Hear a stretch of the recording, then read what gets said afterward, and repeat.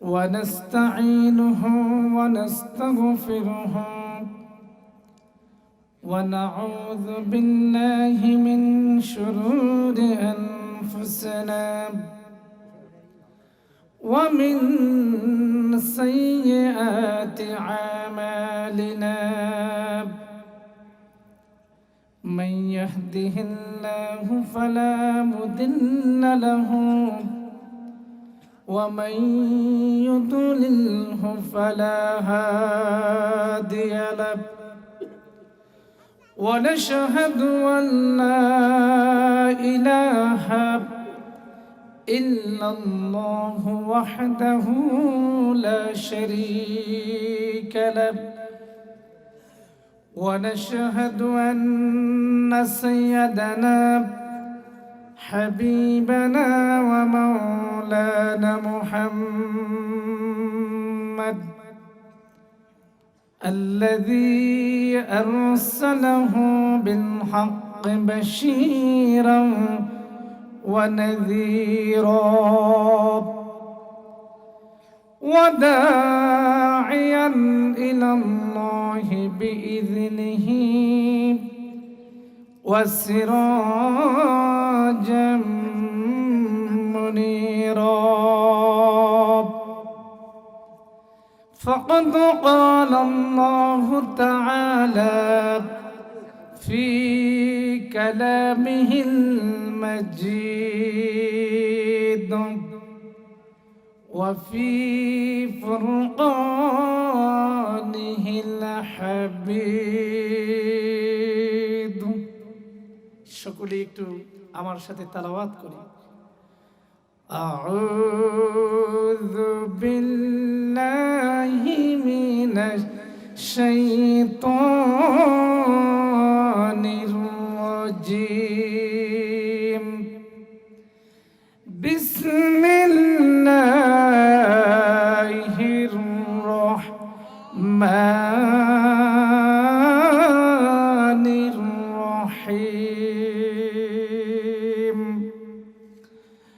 ألف لام ميم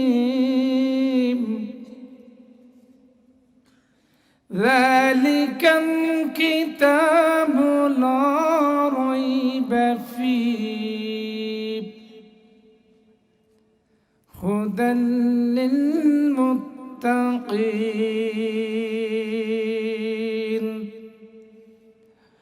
الذين يؤمنون بالغيب ويقيمون الصلاة ومما رزقناهم ينفقون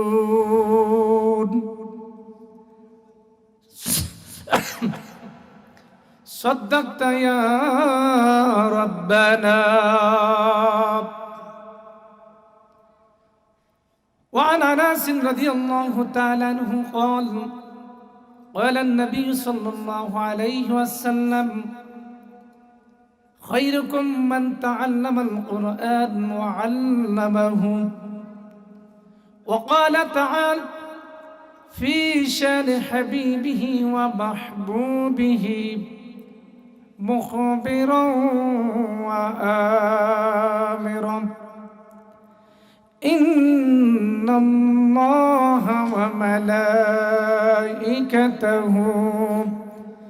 يصلون على النبي يا أيها الذين آمنوا صلوا عليه وسلموا تسليما اللهم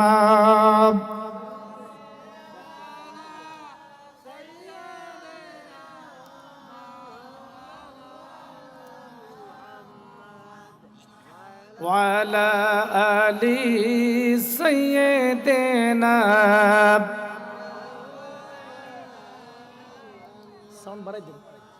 আল্লাহুম্মা সাল্লি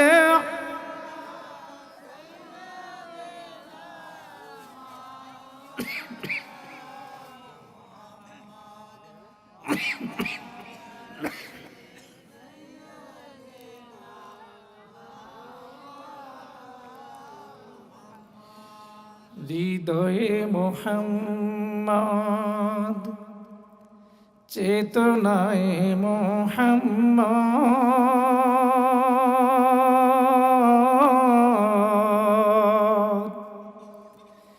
জীবনে মুহাম্মদ মরণে মুহাম্মদ স্মৃতিতে তায়েফ আমার স্মরণে মুহাম্মদ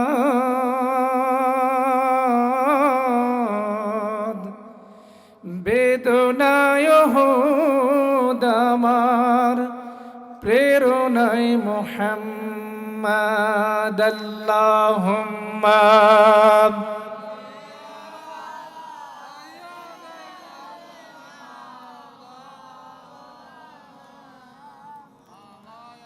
وعلى آل سيدنا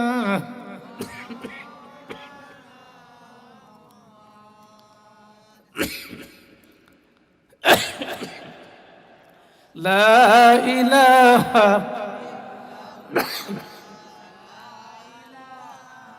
إلا الله لا إله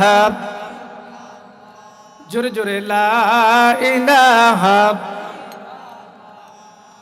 লা ইলাহা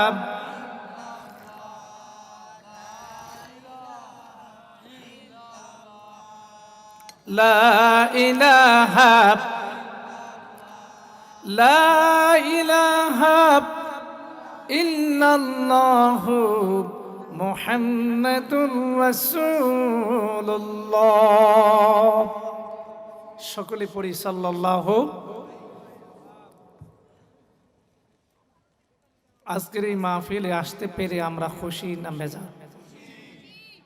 অল্প না বেশি? কিন্তু আমাদের লোক সংখ্যা যে পরিমাণ, এর চাইতে এলাকায় লোক সংখ্যা বেশি আছে না নাই? তাহলে অসংখ্য অগণিত মানুষের মাঝ থেকে যে আল্লাহ সুবহানাহু ওয়া তাআলা বাছাই করে মনোনীত করে নির্বাচিত করে আমাদেরকে জান্নাতের বাগানে কোরআনের এই মাহফিলে এই মজমায় শামিল করলেন, এজন্য শুকরিয়া আদায় করব কার? প্রশংসা করতে হবে কার? সব সময় কার? সকাল বিকাল দুপুর সব সময় আমরা প্রশংসা করব কার? আল্লাহ তাআলার প্রশংসা করলে আল্লাহ তাআলাকে খুশি না অখুশি? কম না বেশি? বেশি। কুরআনুল কারীমের ভিতরে আল্লাহ রাব্বুল আলামিন সুন্দর করে জানিয়ে দিলেন, পৃথিবীর মানুষেরা তোমরা শোনো, আমি আল্লাহ তাআলা তোমাদেরকে যেই নিয়ামত দান করলাম, যেই নিয়ামত দান করেছি, তোমরা যদি আমার এই নিয়ামতের শুকরিয়া আদায় করো, আমি আল্লাহ তাআলা নিয়ামত আর বহুগুণ বাড়ায় দেব। সুবহান। আমাদেরকে নিয়ামত দেন কি? আমাদের যে দুইটা চোখ আছে, এই দুইটা চোখ, এটা কি আল্লাহ তাআলার নিয়ামত কিনা? নিয়ামত। আজ পর্যন্ত পৃথিবীতে কেউ কি দেখেছেন কারো চোখ তিনটা? দেখেছি আমরা? না, দেখার কোনো সম্ভাবনা না। দেখেন আল্লাহ তাআলার কথাগুলো কত চমৎকার। আল্লাহ রাব্বুল আলামিন বলেন, আলাম নাজআল লাহু আইনাইন ওয়া লিসানান ওয়া শাফাতাইন। আল্লাহ তাআলা প্রশ্ন করে বলতেছেন, বান্দা আমি কি তোমাকে দুইটি চোখ দেই নাই? সুবহানাল্লাহ বলবো না? আল্লাহ তাআলা এখানে বলতেছেন দুইটা চোখ। চোখ হলো দুইটা। মানুষের আঙ্গুল, হাতের আঙ্গুল 10টার জায়গায় 12টাও হয়, কি বলেন ঠিক কিনা? দুই মাথাওয়ালা মানুষও হয়, আমরা দেখছি না দেখি নাই? কিন্তু আজ পর্যন্ত কেউ দেখেছেন দুইটা চোখের জায়গায় তিনটা চোখ? জোরে বলেন দেখছি। তাহলে এখানে কি কোরআনের কথা সত্য না মিথ্যা? সত্য। প্যারা হাজিরিন, ভূমিকা যাওয়ার আগেই আমার সাথে এসেছেন এই এলাকার জগৎ বিখ্যাত আলেমী দ্বীন, প্রখ্যাত আলেমী দ্বীন, আমার শ্রদ্ধাভাজন ভাই মাওলানা জিয়াউল হক, বাড়ি আপনাদের এলাকায়।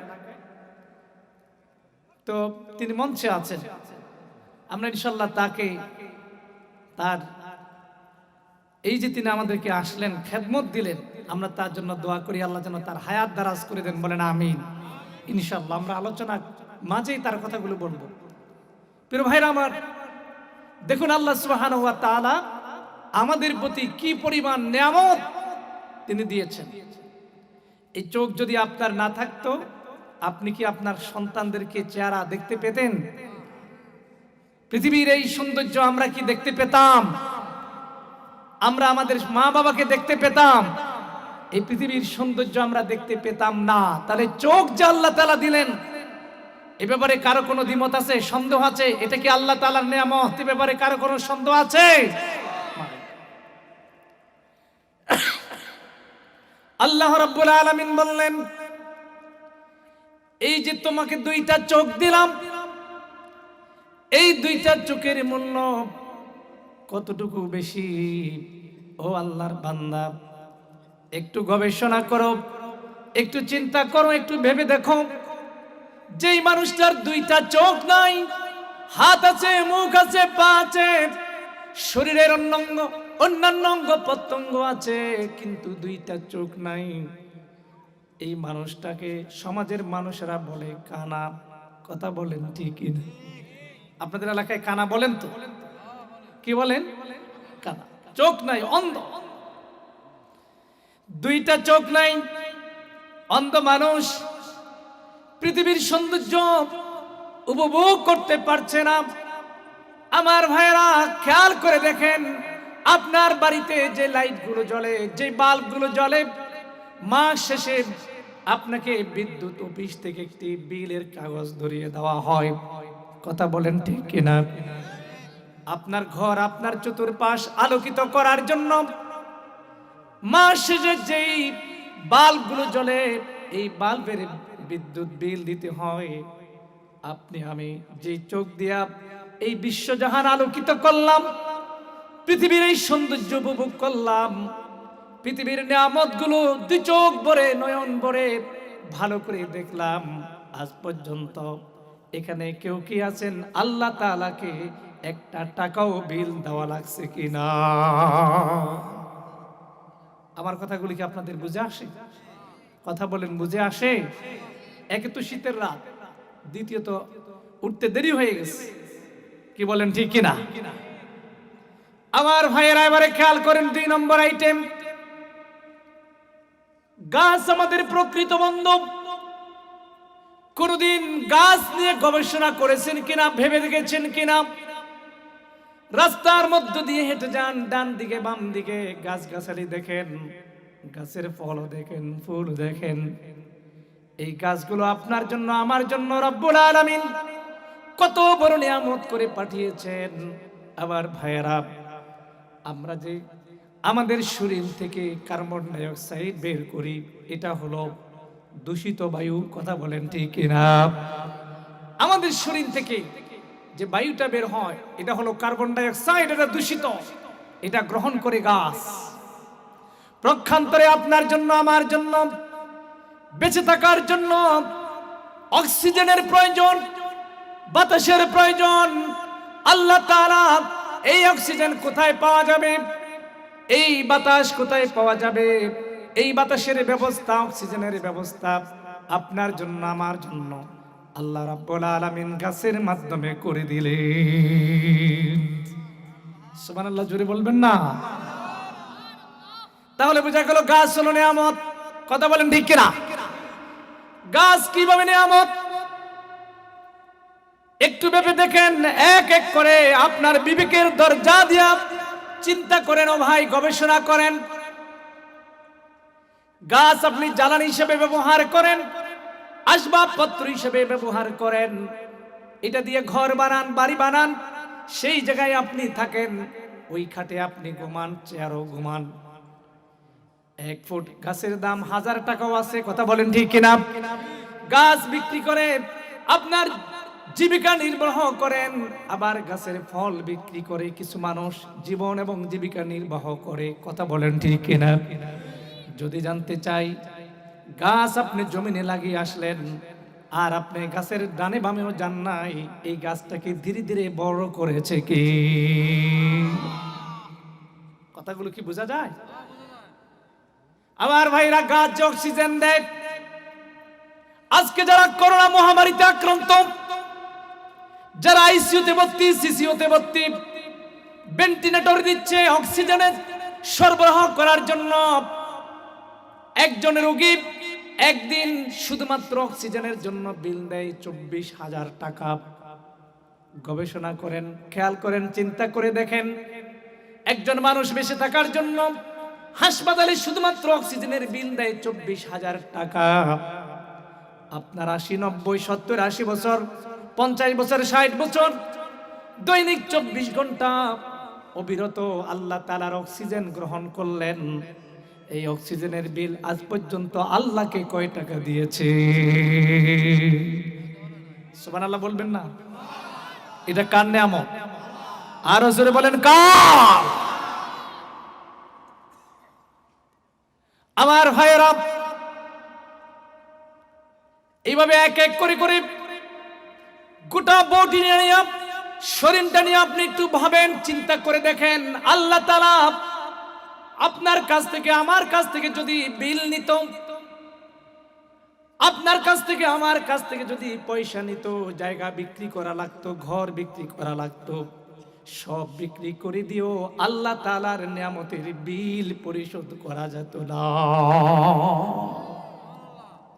জোরে বলি না সুবহানাল্লাহ? আমার কথাগুলো কি আপনারা বুঝতে পারছেন? জোরে বলেন, বুঝতে পারছেন? বুঝতে সমস্যা হচ্ছে? তাহলে বলেন তো, শুকরিয়া আদায় করব কার? আর একটু জোরে বলি, কার? 5 নাম্বার, করোনায় আপনার ডানে বামে, এই গ্রাম ওই গ্রাম, আত্মীয় স্বজন আক্রান্ত হয়েছে, মারা গিয়েছে, কথা বলেন ঠিক কিনা? লাশটাও পর্যন্ত কবরে রাখার জন্য কোনো মানুষ খুঁজে পাওয়া যায়নি। পুলিশ বাইরা আর মানব কতগুলো সংগঠন, মানবাধিকারের কতগুলো সংগঠন লাশটাকে দাফন করার জন্য কবরে নিল, জানাজা পড়লো, লাশটা কবরে রাখলো। আপনি যে এখনো পর্যন্ত সুস্থ আছেন, এই নিয়ামত কার? এই জন্য আল্লাহ তাআলা বললেন, লা ইন শাকারতুম লা আযীদান্নাকুম ওয়া লা ইন কাফারতুম ইন্না আযাবি লাশাদীদ। জোরে বলি আল্লাহু আকবার। আমার ভাইয়েরা, অল্প কয়েকজন মানুষ, বেশি মানুষ নেই। গত বছর যখন আসছিলাম তখন আজকের চাইতে বেশি মানুষ ছিল, কি বলেন ঠিক কিনা? মানুষের মধ্যে এখন নানান ধরনের দুশ্চিন্তায় আক্রান্ত মানুষেরা, মাহফিল হবে কি হবে না, পারমিশন পাবে কি পাবে না, ইত্যাদি ইত্যাদি, কথা বলেন ঠিক কিনা? এই ধরনের মানসিকতা আছে না নাই?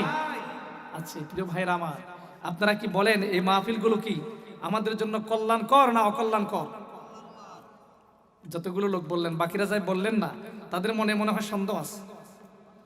এই মাহফিলগুলো কি আমাদের জন্য ভালো না খারাপ? আলহামদুলিল্লাহ। কতটা ভালো, কতটা ভালো, এই ভালোর বলে শেষ করা যাবে? আমার ভাইয়েরা, বাংলাদেশে সিনেমা হল চলছে, কি বলেন, চলছে না চলছে না? গাড়ি ঘোড়াতে পাশাপাশি মানুষ বসাবসি করছে না করছে না? বিপণী বিতান, আপনার মার্কেটগুলো খোলা, নারী পুরুষেরা সেখানে যাচ্ছে অবাধে, কোনো সমস্যা নাই, করোনার প্রবলেম হবে না। প্রবলেম হবে এক জায়গায়, কোরআনের মাহফিল করলে, কথা বলেন ঠিক কিনা? আমার ভাইয়েরা, এই কোরআনের মাহফিল যেই জায়গাটায় হবে, যেই স্থানটা হবে, ওই জায়গাটা কোনো সাধারণ কোনো মাঠ নয়, সাধারণ কোনো জমি নয়, ওই জায়গাটা হলো জান্নাতের বাগান, ওই জায়গাটা হলো বেহেশতের একটা অংশ। জোরে বলি সুবহানাল্লাহ। নবীজি সাহাবীদেরকে বললেন, ও আমার সাহাবীরা, তোমরা যখন জান্নাতের বাগানের পাশ দিয়ে যাবে, ওই বাগানের ফল গ্রহণ করবে। সাহাবীরা বললেন, ইয়া রাসূলুল্লাহ, জান্নাতের বাগান কোনটা? নবীজি বললেন, জান্নাতের বাগান হলো কোরআনের মাজলিস। যেই আল্লাহর বান্দা কোরআনুল কারীমের মাজলিসে বসে যাবে, সেই আল্লাহর বান্দা জান্নাতের ফুলগুলো ভক্ষণ করবে।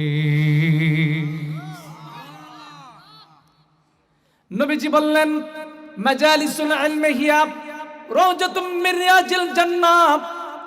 যেখানে দ্বীনের মজলিস হয়, কোরআনের মজলিস হয়, কোরআনের ওয়াজ মাহফিল হয়, আলোচনা হয়, ওটা হলো জান্নাতের একটা বাগান। আর আপনি এখানে যতক্ষণ থাকবেন ততক্ষণ পর্যন্ত এই জমিনে রহমত নাজিল করবেন কি? আরো জোরে বলেন কি? শুধু তাই নয়, এই জমিনের চতুর্দিকে এক নয়, দুই নয়, ৭০,০০০ ফেরেশতা, রহমতের ফেরেশতাগুলো যতক্ষণ পর্যন্ত আপনি এখানে থাকবেন ততক্ষণ পর্যন্ত আপনার জন্য আল্লাহ তাআলার কাছে ক্ষমা প্রার্থনা করবে। সুবহানাল্লাহ। আমার ভাইরা, শুধু তাই নয়, আপনি বাড়ি থেকে, ঘর থেকে এই মাহফিল পর্যন্ত আসলেন, আবার আল্লাহ চাইতো মাহফিল শেষে আপনার বাড়ি পর্যন্ত পৌঁছে যাবেন। এই যে চলাচলের রাস্তা, আপনি হয়তো ঘাসের উপরে পা দিলেন, জমিনের উপরে পা রাখলেন, আমার ভাইরা, কিন্তু না, বিশ্বনবীর হাদিস বলে ফেরেশতারা তাদের পাখাগুলো, ডানাগুলো জমিনের মধ্যে বিছিয়ে দেয়। কারণ হলো, ওই জমিনের উপর দিয়ে সাধারণ কোনো মানুষ হেঁটে যায় না, ওই জমিনের উপর দিয়া কোরআনুল কারীমের শ্রবণকারীরা, ওয়াজ মাহফিলের অংশগ্রহণকারীরা হেঁটে যায়। এই কারণে আল্লাহ রাব্বুল আলামিনের ফেরেশতারা ওই জমিনের মধ্যে তাদের পখমগুলো বিছিয়ে দেয়। তাহলে বলেন, এই মাহফিলের সওয়াব আছে না নাই? আরো জোরে বলেন, আছে না নাই? আমার ভাইরা, অথচ এই মাহফিলগুলো আজকে হচ্ছে না, হতে বাধা দিচ্ছে। কি বলেন, ঠিক কিনা? আমরা আশা করব প্রশাসনের, কর্তৃপক্ষের বোধোদয় হবে, শুভবুদ্ধির পরিচয় তারা দিবেন ইনশাআল্লাহ। কি বলেন, ঠিক কিনা? আমার ভাইয়েরা, প্রশংসা হবে আল্লাহর, নিয়ামত যেহেতু আল্লাহ তাআলার বক্ষণ করি, প্রশংসা আল্লাহ তাআলার হবে। দুরূদ এবং সালাম আখির নবী, বিশ্ব নবী মুহাম্মদুর রাসূলুল্লাহ সাল্লাল্লাহু আলাইহি ওয়াসাল্লাম। ঠিক না? আমার ভাইয়ের, আজকের এই মাহফিল এর আয়োজক আমরা সকলেই জানি, খোয়াজপুর নীলচর জামে মসজিদের উদ্যোগে ৫ম বার্ষিক ওয়াজ মাহফিল। আজকের এই মাহফিলের সম্মানিত সভাপতি আমার অত্যন্ত শ্রদ্ধাভাজন ভাই, আপনাদের এলাকার গৌরব, রত্ন, অহংকার, সামাজিক বিভিন্ন কাজকর্মে যিনি সবার সামনে থাকেন, একজন সরকারি চাকরিজীবী হয়েও যিনি নিজেকে সামাজিক দায়বদ্ধতা, কর্মব্যস্ততার মাধ্যমে নিয়োজিত রাখেন এবং পাশাপাশি ধর্মীয় বিভিন্ন ক্ষেত্রেও যার অসামান্য অবদান, তিনি আমাদের সকলে প্রিয় ভাজন, পরিচিত সাখাওয়াত হোসেন ভাই, সভাপতি অত্র মসজিদ। আমরা তার জন্য দোয়া করি, আল্লাহ তাআলা তাকে দীর্ঘ হায়াত দান করুন। বলেন আমিন। আরো জোরে বলেন আমিন। আল্লাহ তাআলা তার এই খেদমতকে পরকালে নাজাতের উসিলা করে দিন। বলে আমিন। আজকের মাহফিল প্রধান অতিথি অত্র এলাকার সুযোগ্য চেয়ারম্যান জনাব মোহাম্মদ আলী মুন্সি। ওনার সাথে আমার কয়েকটি মাহফিলে সাক্ষাৎ হয়েছে, দেখা হয়েছে। আজকে সম্ভবত আসতে পারেননি। কি বলেন, ঠিক কিনা? আজকের মাহফিলের অন্যতম বক্তা শিহাবুদ্দিন নাটোরী এবং মাওলানা রকিবুল ইসলাম সহ বিশেষ অতিথি নজরুল ইসলাম মুন্সি, কামরুজ্জামান লিটন, জয়নাল আবেদিন মোল্লা, সকল মেহমান বিন্দু, ওয়াইজিনী কেরাম এবং আমরা শ্রোতা বিন্দু সকলের জন্য আল্লাহ তাআলা দরবারে দোয়া করি, আল্লাহ তাআলা সকলকে যেন দ্বীনের খাদি হিসেবে কবুল আর মঞ্জুর করে নেন। বলেন আমিন। প্রিয় ভাইরা আমার, কোরআনুল কারীম থেকে, হাদিস থেকে কথা বলবো, আপনারা কি শুনতে রাজি আছেন না নাই? কারা কারা রাজি নাই একটু হাত তুলে দেখাই।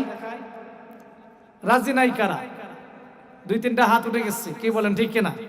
তারা হয়তো ভুলে গেছে, না মানে বেখেয়ালে উঠিয়ে ফেলছে। আমরা দোয়া করব, কেউ যেন আলোচনা যতক্ষণ চলবে ততক্ষণ যেন আমরা যেন এদিকে মনোযোগ থাকে, আমাদের মন যেন এদিকে নিবিষ্ট থাকে। আল্লাহ যেন কবুল করেন, বলেন আমিন।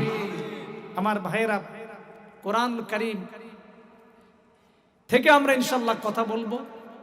যেই কয়টা আয়াত তেলাওয়াত করেছি, আমি চেষ্টা করব ইনশাআল্লাহ এর আলোকেই আল্লাহ তাআলা যেন সঠিক নির্ভুল নিখুঁত কথাগুলো বলার তৌফিক দান করেন, বলেন আমিন।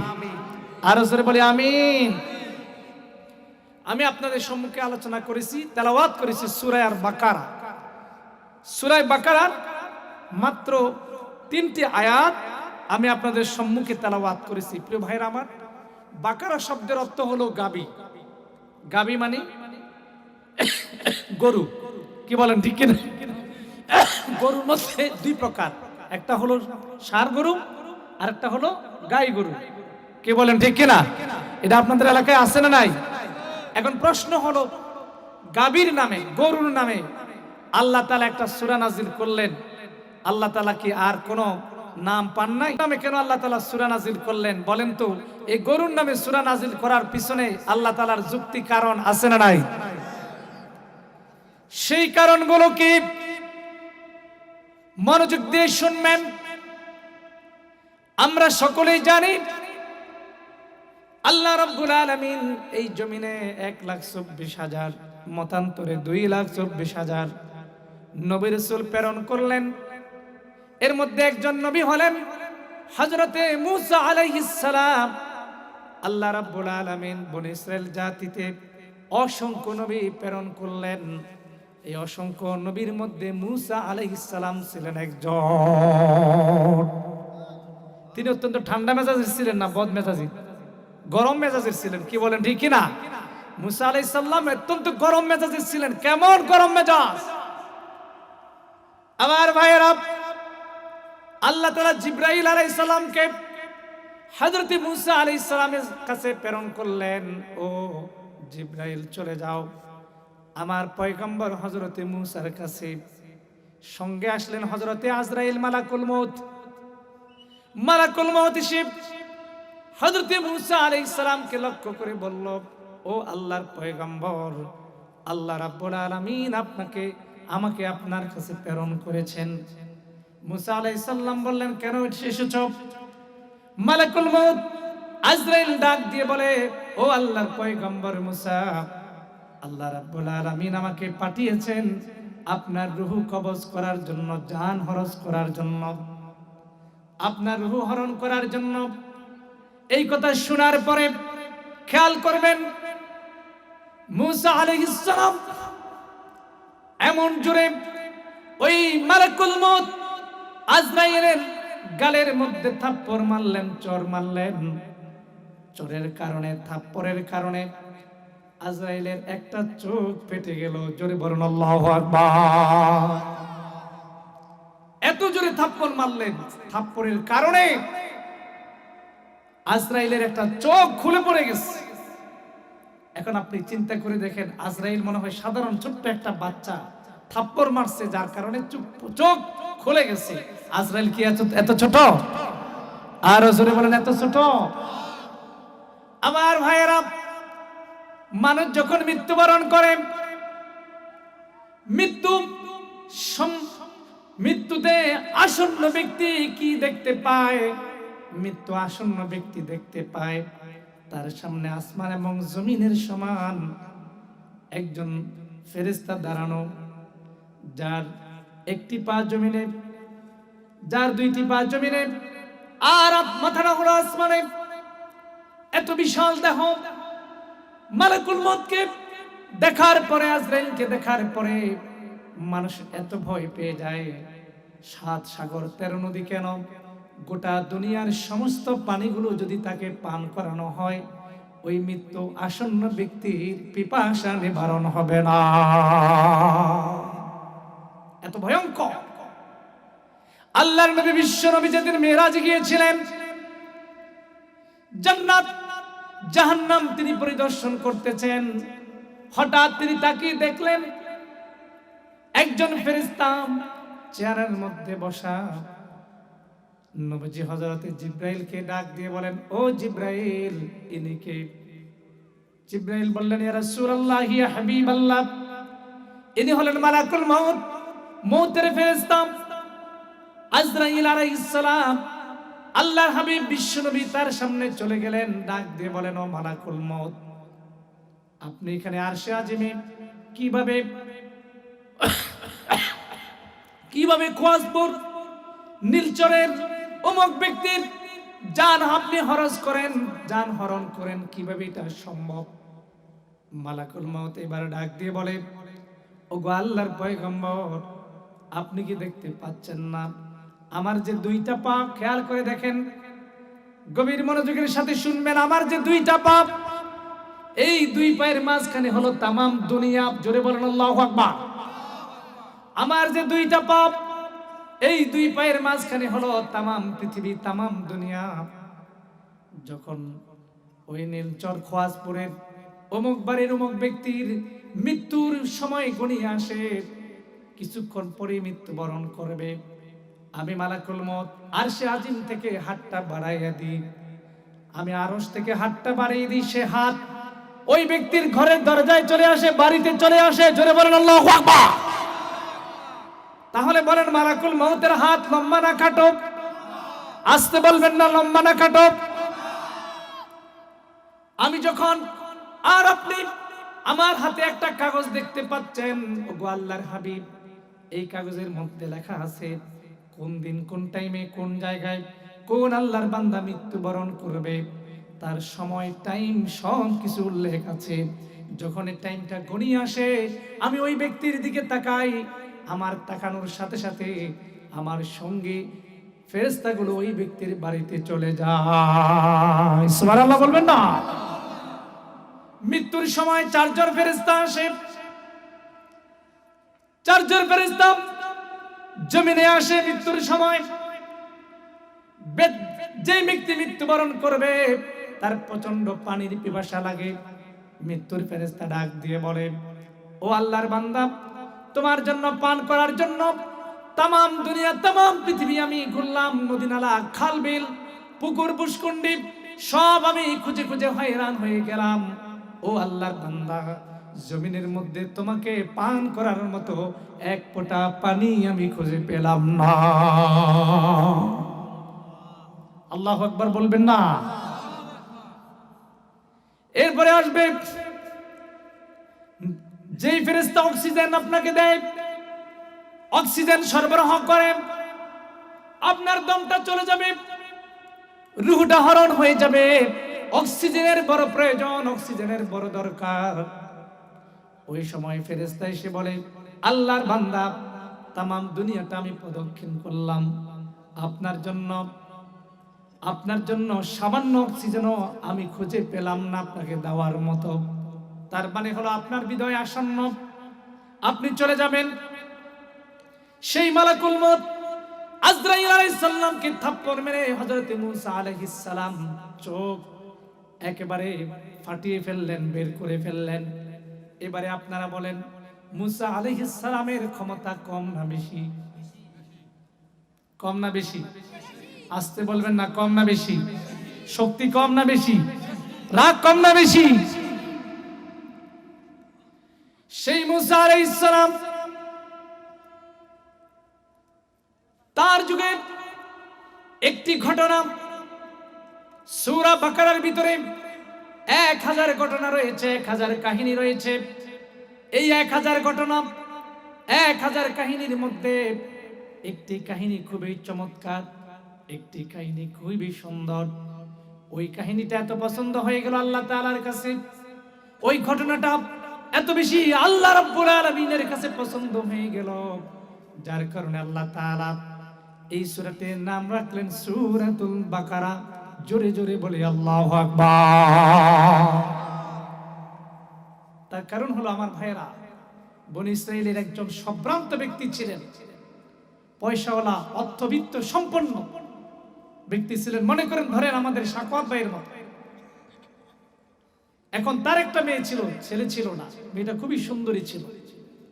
এখন এই মেয়েটাকে বিয়ে করার জন্য আপন ভাতিজা চাচাকে প্রস্তাব দিল, কিন্তু ভাতিজার যে কোয়ালিটি, যে ক্যারেক্টার, এই কোয়ালিটি এবং ক্যারেক্টারের কাছে এই মেয়েটিকে বিয়ে দেওয়া চাচা যুক্তিযুক্ত মনে করলেন না।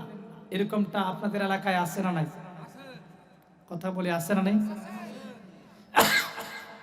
আপনার মেয়েটি, কন্যাটি যার কাছে বিয়ে দিবেন, জীবন মরণ ব্যাপার হয়ে দাঁড়াচ্ছে। যদি কোন একটা খারাপ ছেলের হাতে আপনার মেয়েটা তুলে দেন, বলেন তো মেয়েটার কপালে ভালো না খারাপ? আপনি কি বাস বিচার করবেন না, বিশ্লেষণ করবেন না? অবশ্যই করবেন। চাচা দেখলো ভাতিজার অবস্থা খারাপ, ভাতিজার কোয়ালিটি খুবই খারাপ, ক্যারেক্টার খুবই খারাপ। আমার মেয়েটা আমার আপন ভাতিজার কাছে বিয়ে দেওয়া যাবে না। ভাতিজাকে না করে দিলেন, নিষেধ করে দিলেন। ভাতিজা চিন্তা করল কিভাবে এই আমার এই চাচাতো বোনটাকে পাওয়া যায় আর চাচাতো বোনকে বিয়ে করে বিশাল সম্পদের মালিক হওয়া যায়। ও আমার ভাইয়েরা, আজ পৃথিবীর মধ্যে এমন লোক আছে যারা সম্পদের জন্য বিয়ে করে, অর্থবিত্তের জন্য বিয়ে করে, টাকা পয়সার জন্য বিয়ে করে। আছে না নাই?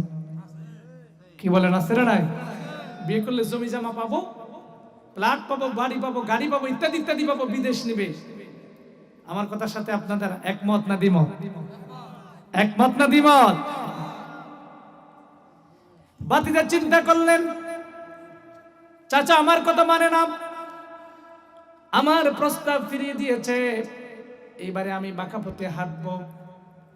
সোজা পথে গিয়েছিলাম, চাচা কিন্তু আমার কথাগুলো শুনলো না, আমি বাঁকা পথ বেছে নিব। মনে মনে চিন্তা করলেন, মনে মনে ভাবলেন কিভাবে এটা সম্ভব। রাতের অন্ধকারে চাচাকে তিনি হত্যা করলেন। ভাতিজা, আপন ভাতিজা চাচারে হত্যা করল। লাশটাকে পাশের বাড়ি, যেই বাড়ির সাথে চাচার দীর্ঘদিনের ঝামেলা ছিল, মামলা মোকদ্দমা ছিল, লাশটা রাতের অন্ধকারে সেই বাড়ির মধ্যে রেখে আসলো, যাতে করে সকাল যখন হয় এলাকাবাসী বলা বলি করে এই বাড়ির লোকেরাই তারে হত্যা করেছে। কথা বলেন ঠিক কিনা? বনী ইসরাইলের এই স্বভাব আজকে আমাদের মাঝে আছে না নাই? আসতে বলবেন না, আছে না নাই? দোষ করে একজনে, আর এই দোষ চাপিয়ে দেয় আরেকজনের কাঁধে। কথা বলেন ঠিক কিনা? প্রকৃত যারা অপরাধী তারা রাস্তায় ঘুরে বেড়ায়, নিরপরাধ মানুষ জেলখানায় বন্দী। কথা বলেন ঠিক কিনা? আমার ভাইয়েরা, তাহলে দেখেন বনী ইসরাইলের ঘটনার সাথে বাস্তবতার ঘটনার মিল আছে। কেন আল্লাহ তাআলা এই সূরাটির নাম রাখলেন সূরাতুল বাকারা? কোনো কারণ ছাড়া, কোনো পটভূমি ছাড়া, প্রেক্ষাপট ছাড়া আল্লাহ তাআলা শুধু শুধু কারণ নাম, কোন সূরার নামকরণ করেন না। প্রত্যেকটা সূরা বা আয়াত নামকরণের পিছনে লজিক বা যুক্তি আছে। কথা বলেন ঠিক না? আপনাদের কি খারাপ লাগে ভাই? সত্যি বলেন, খারাপ লাগে? খারাপ লাগলে তো আমি যত তাড়াতাড়ি ছেড়ে দিব আমার লাভ, আগে যেতে পারবো। কিন্তু আমি মেহমান, আমাকে রেখে মেজবান চলে যাচ্ছে। বলেন তো, মেজবান কি মেহমানকে রেখে চলে যায়? আমরা দোয়া করব কেউ যাবে না। যদি বলেন যে হুজুর এই আলোচনা ভালো লাগতেছে না, তাহলে আমরা এই আলোচনা চেঞ্জ করে ফেলব। এই আলোচনা খারাপ লাগতেছে, ভালো লাগতেছে? দুর্ভাগ্যজনক প্রথমত হলো দেশের পরিস্থিতি অত্যন্ত খারাপ। কি বলেন ঠিক কিনা? সামগ্রিক পরিস্থিতি এত খারাপ, মানুষেরা এখন টেনশনে পড়ে গেছে। We are going through an extreme transition in history. আমরা এক ইতিহাসের ক্রান্তিকাল অতিক্রম করছি। কথা বলেন ঠিক কিনা? Today the whole world is destroyed by the corona epidemic. Corona মহামারীতে আজকে আজ সারা পৃথিবী আক্রান্ত। কথা বলেন ঠিক কিনা? About 2 million people have already died ইতিমধ্যে এই পৃথিবী থেকে প্রায় 20 লক্ষ মানুষ এই করোনা মহামারীতে মারা গেছে। 20 লাখ মানুষ, খেয়াল করে দেখেন, 20 লক্ষ মানুষ। এটা হলো হিসাব। এই হিসাবের বাইরেও আরো হিসাব আছে না নাই? সেই কঠিন মুহূর্তে আমরা এই জান্নাতের বাগানে, কোরআনের মাহফিলে, ওয়াজ মাহফিলে আমরা যারা বসে আছি, নিঃসন্দেহে আসমানের নিচে জমিনের উপরে আমরা হলাম দামি মানুষ, খাঁটি মানুষ, সোনার মানুষ। কথা বলেন ঠিক কিনা? বাড়ির পাশে মাহফিল বছরে একবার, বারবার নয়। একটা দিন যদি একটু 2-3 ঘন্টা স্যাক্রিফাইস করতে পারতাম, ঘুমটাকে হারাম করতে পারতাম, আরামকে হারাম করতে পারতাম, হতে পারে এই সময়টুকু রুসিলায় আল্লাহ তাআলা পরকালে নাজাত দিয়ে দিতে পারে। কথা বলেন ঠিক কিনা? আবার এই সময়কে যথাযথভাবে মূল্যায়ন না করার কারণে, দাম না দেওয়ার কারণে, মাহফিলে আসার কারণে আল্লাহ পাক ধরবেন কিয়ামতের মাঠে। তোমার বাড়িতে, তোমার গ্রামে, তোমার মহল্লায়, তোমার সমাজে কোরআনের মাহফিল হয়েছিল, দূর দূরান্ত থেকে দিনদার ইমানদার মুসলমানেরা এসেছে, অথচ তুমি বাড়ির পাশে থেকে আসলা না। কেন আসলা না? জবাব দাও। এই প্রশ্ন কি আল্লাহ করবে না? আসতে বলেন না, করবে না? কি জবাব দেব? আমার ভাইয়েরা, তাহলে বনি ইসরাইলের ঘটনার সাথে বর্তমান প্রেক্ষাপটের ঘটনাগুলো মিলে যাচ্ছে। মিলিয়ে দেখবেন, ভাতিজা হত্যা করলো চাচাকে, লাশটা রাখলো এমন বাড়িতে, যেই বাড়ির সাথে দীর্ঘদিনের ঝামেলা চলছে, মামলা মোকদ্দমা চলছে। আর ভাতিজা চিন্তা করলো, লাশটা যদি ওই বাড়িতে রাখা যায় তাহলে আমাকে কেউ দোষারোপ করবে না, সবাই দোষারোপ করবে ওই বাড়িওয়ালাদেরকে। কথা বলেন ঠিক না? মুসা আলাইহিস সালাম ওই জামানার পয়গম্বর, উম্মতরা আসলেন হযরতে মুসার কাছে, ডাক দিয়ে বলেন, আমাদের পয়গম্বর, আল্লাহর পয়গম্বর, আল্লাহ তাআলা আপনাকে এমন পাওয়ার দিয়েছেন, অন্য কোন নবীকে আল্লাহ তাআলা এরকম পাওয়ার দেয় নাই। কথা বলেন ঠিক কিনা? মুসা আলাইহিস সালামকে আল্লাহ তাআলা 9টা মুজিজা দিয়েছেন। জোরে বলেন কয়টা? আরো আস্তে বলেন 9টা। জোরে বলেন কয়টা? 9টা। আমরা একটা জানি, হাতে লাঠি ছিল, লাঠি ছেড়ে দিলে সাপ হতো, এটাই জানি না। আরো বহু মুজিজা, 8টা মুজিজা আছে। আবার ভাইরা, বনি ইসরাইল চলে গেল আল্লাহর পয়গম্বর হযরতে মুসা আলাইহিস সালামের কাছে, বলল, আমাদের এলাকার একজন সম্ভ্রান্ত মানুষ গতকাল রাতে কে যেন তাকে হত্যা করেছে। এটা নিয়ে এলাকায় বিশৃঙ্খলা দেখা দিয়েছে, অবস্থা খুব খারাপ। আপনি যেহেতু আল্লাহর পয়গম্বর, আল্লাহ তাআলার সাথে আপনার যেহেতু সরাসরি কানেকশন, ডাইরেক্ট কথা বলেন, আপনাকে বলা হয় মুসা কালিমুল্লাহ। কথা বলেন ঠিক কিনা? কালিমুল্লাহ মানে হলো যিনি আল্লাহর সাথে কথা বলেন। ও আল্লাহর পয়গম্বর মুসা, আপনি আল্লাহ তাআলাকে জিজ্ঞাসা করেন, কে এই লোকটার প্রকৃত হত্যাকারী?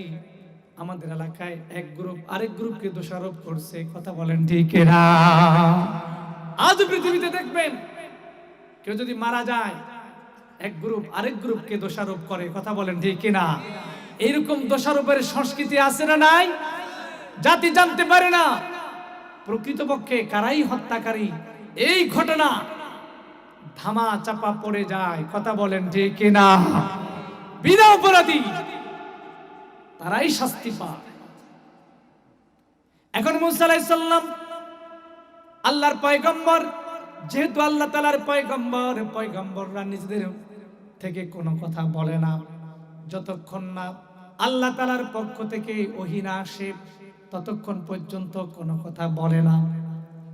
মুসা আলাইহিস সালাম বললেন, আমার উম্মতেরা, ও আমার জাতির লোকেরা, অপেক্ষা করো, ধৈর্য ধরো, আল্লাহ তাআলার পক্ষ থেকে ফয়সালা আসুক, তিনি জানিয়ে দিবেন তোমাদের এলাকার ওই সম্ভ্রান্ত ব্যক্তির হত্যাকারীকে আল্লাহ তাআলা জানিয়ে দিবেন। সুবহানাল্লাহ।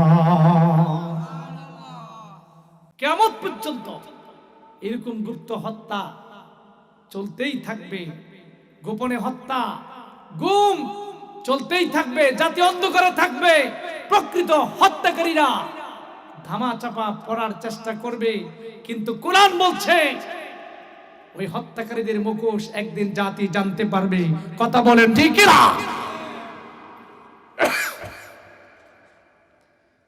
কয়েকদিন চলে গেল, উম্মতেরা আসলেন হযরত মুসা আলাইহিস সালামের কাছে, ডাক দিয়ে বললেন, আল্লাহর পয়গম্বর কি জবাব? আল্লাহ তাআলার কাছ থেকে কোনো জবাব আসলো নাকি? আল্লাহর পয়গম্বর হযরত মুসা আলাইহিস সালাম বললেন, আল্লাহ তাআলা একটা ফর্মুলা দিয়েছেন। জোরে বলেন কয়টা? আরো জোরে কয়টা? আরো জোরে কয়টা? জোর হলো না, কয়টা? ফর্মুলাটা হলো, একটা গাভী জবাই করা লাগবে। মনোযোগ দিয়ে শুনেন। কেন এই সূরার নাম গাভী রাখা হলো, বাকারা রাখা হলো? কি কারণে রাখা হলো? আল্লাহ তাআলা মুসা আলাইহিস সালামকে বললেন একটা গাভী জবাই করা লাগবে। ওই জবাইকৃত গাভীর এক টুকরা গোশত যদি ওই মৃত ব্যক্তির শরীরে টাচ করা যায়, লাগিয়ে দেওয়া যায়, আল্লাহর হুকুমে মৃত ব্যক্তিটা জীবিত হয়ে যাবে।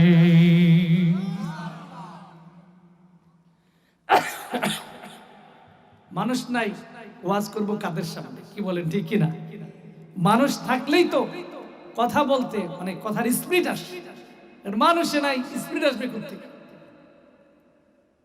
যথারীতি এখন গাবি আল্লাহ তাআলা যেভাবে বয়ান দিছে, বর্ণনা দিছে, এই গাবি খোঁজা শুরু হলো, কিন্তু গাবি পায় না। ওই যে আমরা ছোটবেলায় আপনাদের অনেকে যারা স্কুলে পড়েছেন, ওই যে সুখী মানুষের জামা একটা গল্প ছিল। কি বলেন ঠিক কিনা? প্রাইমারিতে সুখী মানুষের জামা যদি অসুস্থ ব্যক্তির গায়ে পরানো যায়, অসুস্থ ব্যক্তিরা সুখী মানে সুস্থ হয়ে যাবে। দেখেন আল্লাহ তাআলা কেন গাভীর কথা বললেন, হিকমতটা কি? তার কারণ হলো ওই বনী ইসরাইল লোকেরা গাভীরে খুব ভালোবাসে, এরারে দেবতা মনে করে। আজও পৃথিবীতে এক শ্রেণীর মানুষ আছে গাভীরে দেবতা মনে করে। আছে না নাই? আসতে বলবেন না, আছে না নাই? নিজের মাকে যতটা না মা বলে সম্মান ইজ্জত করে, এর চাইতে গাভীর বেশি ইজ্জত করে। কোথায় থেকে আসলো এই গাভী পূজা? এই সংস্কৃতি কালচার কোন জায়গা থেকে আমদানি হলো? মুসলমানরা কোরআন খোলে না, কোরআন অ্যানালাইসিস করে না, গবেষণা করে না, এজন্য জানে না। সেই জাতির লোকেরা গাভীকে খুব মায়া করত, ভালোবাসত। খেয়াল করবেন, আপনি যেই জিনিসটাকে খুব মহব্বত করেন, ভালোবাসেন, আমার আল্লাহ তাআলা বলেন ওই জিনিসটা যদি কোন আল্লাহর বান্দা আল্লাহর জন্য কুরবানি করে দেয়, আল্লাহ রাব্বুল আলামিন ওই ব্যক্তির প্রতি বেশি পরিমাণে খুশি হয়ে যায়। হযরত ইব্রাহিম আলাইহিস সালাম 90 বছর বয়সে আল্লাহ তাআলা তাকে সন্তান দান করলেন। 90 বছর বয়সে যদি কারো ফ্যামিলিতে কারো ঘরে যদি কোনো সন্তান আসে, 90 বছর পর আপনারা বলেন ওই সন্তানের প্রতি মায়া মমতা ভালোবাসা কম না বেশি? বুঝেন না আমার কথা? বুঝেন না? কারো ঘরে সন্তান হয় না, 90 বছর বয়সে গিয়ে সন্তান হয়েছে। এখন 90 বছরের এটারও ব্যাখ্যা আছে, কারণ ওই জাতির যারা উম্মত ছিল তারা বাস্তব 500-600 বছর। কি বলেন ঠিক কিনা?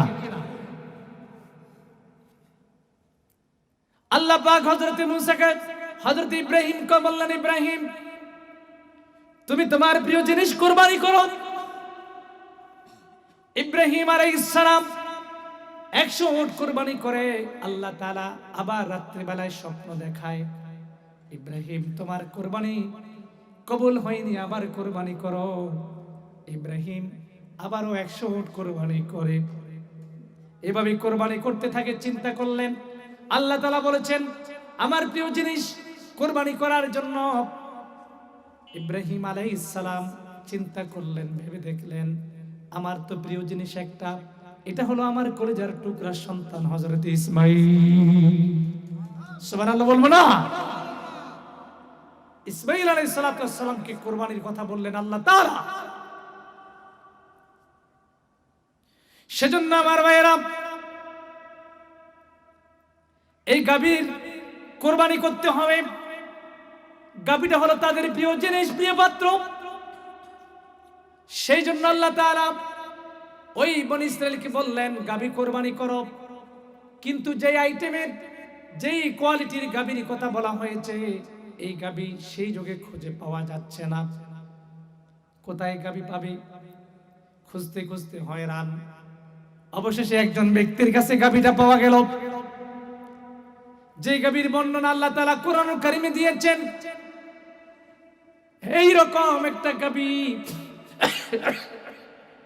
একজন ব্যক্তির কাছে পাওয়া গেল, কিন্তু লোকটা গাভীটা বিক্রি করবে না, বিক্রি করবে না। অন্যদিকে মুসা আলাইহিস সালাম এর উম্মতেরা গাভীটা কিনতে হবে। অবশেষে রাজি হলেন। গাভী জবাই করার পর শরীরের চামড়াগুলো এক পাল্লায় রাখা হবে, আর এক পাল্লায় সেই পরিমাণ স্বর্ণ রাখা হবে। জোরে বলেন আল্লাহু আকবার। এক পাল্লায় গাভীর চামড়া রাখা হবে, আরেক পাল্লায় সেই পরিমাণ স্বর্ণ রাখা হবে। এই পরিমাণ সম্পদ দিলে তারপরে গাভী বিক্রি করা হবে। চিৎকার করে বলেন আল্লাহু আকবার। আমার ভাইরা, গাভীটা তারা কিনলো, কিনে নিয়ে আসলো, জবাই করলো। জবাই করার পর এই জবাইকৃত গাভীর এক টুকরা গোশত যখন ওই মৃত চাচা, আপনাদের মনে আছে না নাই?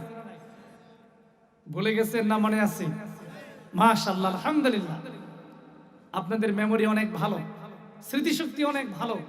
আল্লাহ তাআলা যেন স্মৃতিশক্তি আরো বাড়াই দেন। বলেন আমিন। আরো জোরে বলে আমিন। আমার ভাইরা, ওই চাচার শরীরে যখন গাভীর এক টুকরা গোশত লাগিয়ে দেওয়া হলো, আল্লাহর হুকুমে চাচা জীবিত হয়ে গেল। জোরে বলবেন না সুবহানাল্লাহ? মৃত মানুষকে জীবিত করার ক্ষমতা কার? আর জোরে বলেন কার? আমার আল্লাহর কি সেই ক্ষমতা আছে না নাই? জোরে বলেন আছে না নাই? সাইয়েদনা ঈসা আলাইহিস সালাম তার উম্মতেরা ধরলো, ঈসা তুমি দ্বীনের দাওয়াত দাও, ইসলামের দাওয়াত দাও, আমরা তোমার কথা শুনি না, তবে আজকে শুনবো যদি তুমি আমাদের একটা দাবি পূরণ করতে পারো। কয়টা দাবি? একটা। জোরে বলেন কয়টা?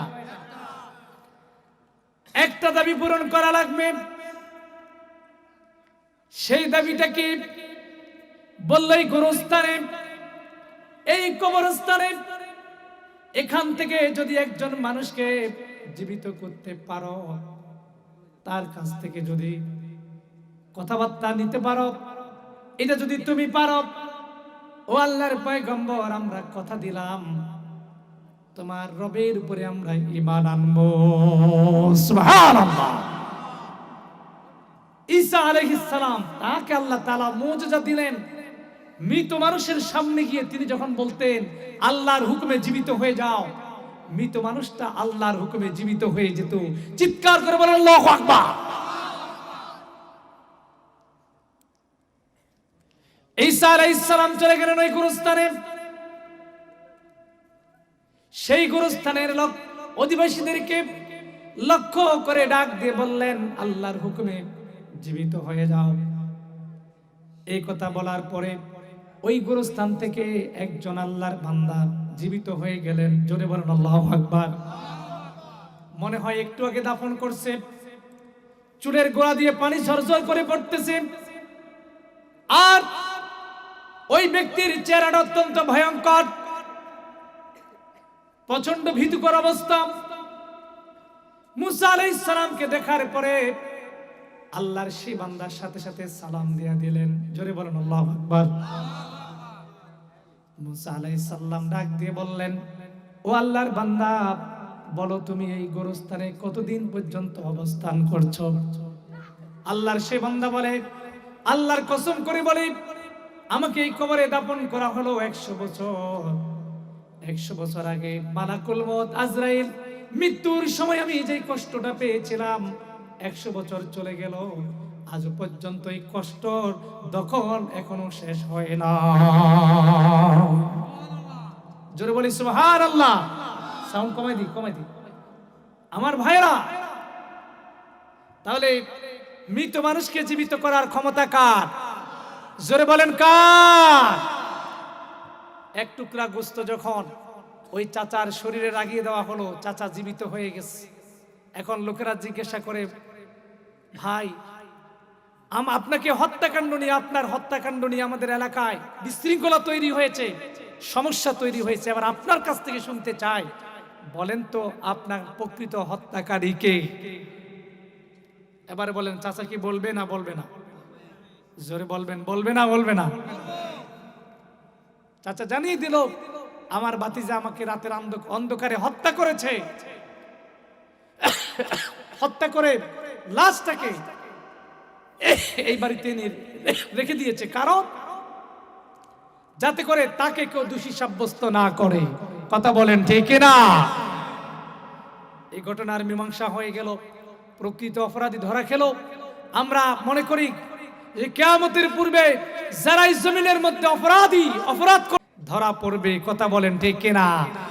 আল্লাহর রাডার, ওই রাডারের মধ্যে ধরাশায়ী হয়ে যাবে।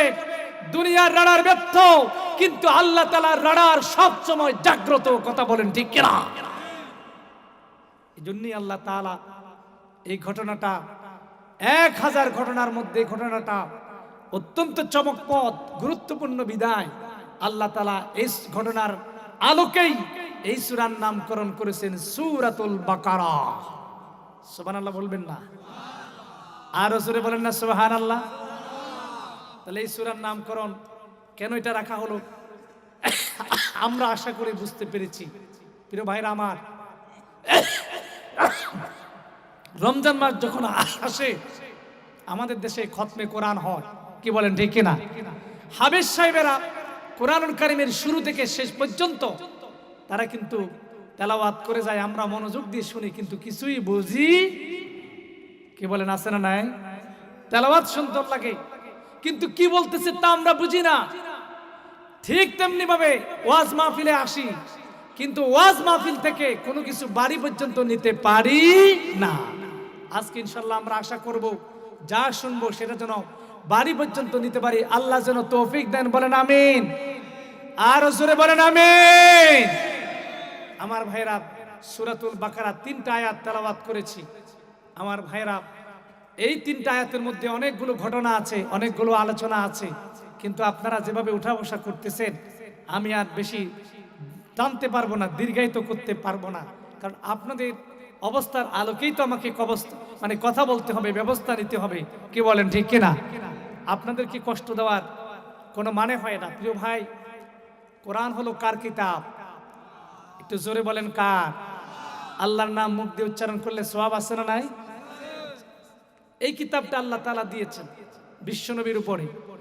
যেই দিন এই কিতাব আল্লাহ তাআলা বিশ্বনবীর উপরে দিলেন, সেই দিন থেকে মক্কার কাফের মুশরিকরা আমার নবীজির উপরে এবং এই কিতাবের উপরে সন্দেহ করেছে না করে নাই?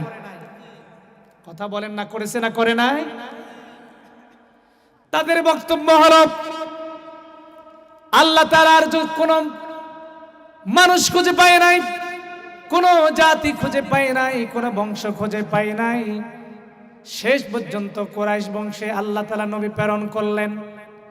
নবী তো এমন হবে সম্ভ্রান্ত, শক্তিশালী, অর্থনৈতিকভাবে অনেক শক্তিশালী হবে, কিন্তু আল্লাহ তাআলা যাকে পয়গম্বর বলে পাঠালেন তিনি হলেন এতিম নবী। তার কোনো সম্পদ নাই, টাকা নাই, পয়সা নাই, তিনি আবার নবী হবেন কিভাবে? আর তার উপরে যে কিতাব আল্লাহ তাআলা রচনা করলেন এটা তো আল্লাহর কিতাব নয়, এটা হলো মুহাম্মদের বানানো কথা। জোরে বলেন নাউজুবিল্লাহ। আমার ভাইয়েরা, মক্কার কাফের মুশরিকদের এই কথাগুলোর চ্যালেঞ্জ মোকাবেলা করার জন্য আমার আল্লাহ রাব্বুল আলামিন সূরা বাকারার শুরুতে জানিয়ে দিলেন, পৃথিবীবাসীরা তোমরা শোনো, আমার নবী মুহাম্মদ সাল্লাল্লাহু আলাইহি ওয়াসাল্লামের উপরে যে কিতাব আমি নাজিল করলাম এই কিতাবের মধ্যে কোনো সন্দেহ নাই, সংশয় নাই, কোনো ভুল নাই, কোনো একেবারে ত্রুটি মুক্ত। জোরে বলেন সুবহানাল্লাহ। ১৫০০ বছর আগে আল্লাহ তাআলা এই চ্যালেঞ্জ কোরআনুল কারীমের ভিতরে জানিয়ে দিলেন। ১৫০০ বছর চলে গেল, আজ পর্যন্ত পৃথিবীবাসীরা কত জ্ঞানী গুণী সাহিত্যিক পণ্ডিত কত মানুষ আসলো, কিন্তু কেউ আল্লাহর কোরআনের মোকাবেলা করতে পারে না। সুবহানাল্লাহ। আমার ভাইয়েরা, নবীজি বললেন, ও মক্কার লোকেরা, এই কোরআন যদি আমার বানানোর কথা হয়, এটা যদি আমার লেখা হয়, তাহলে গোটা কোরআন দরকার নাই, কোরআনের 10টা সূরা দরকার নাই, কোরআনের একটা সূরাও দরকার নাই। আমি বিশ্ব নবী কাবা শরীফের দেওয়ালের মধ্যে, কাবা ঘরের দরজার মধ্যে কোরআনুল কারীমের একটা আয়াত লিখে দিব। তোমরা যদি পারো পরবর্তী আয়াতটা কি হবে সেটা লেখার চেষ্টা করো। বিশ্ব নবী কোরআনুল কারীমের সবচাইতে ছোট সূরা সূরাতুল কাউসার এর একটা মাত্র লাইন সেখানে লিখে দিলেন, ইন্না আ'তাইনাকাল কাউসার। এই লাইনটা আল্লাহ তাআলা নবী বিশ্ব নবী কাবার দরজার মধ্যে লিখে দিলেন। ও আমার ভাইয়েরা, ওই যুগের মানুষেরা ছিল এত জ্ঞানী, এত মেধা শক্তি। একজন কবি এসে কাবা ঘরের দেওয়ালের মধ্যে একটা কবিতার লাইন লিখতেন, অন্য কবির সাথে দেখা হতো না, সাক্ষাৎ হতো না।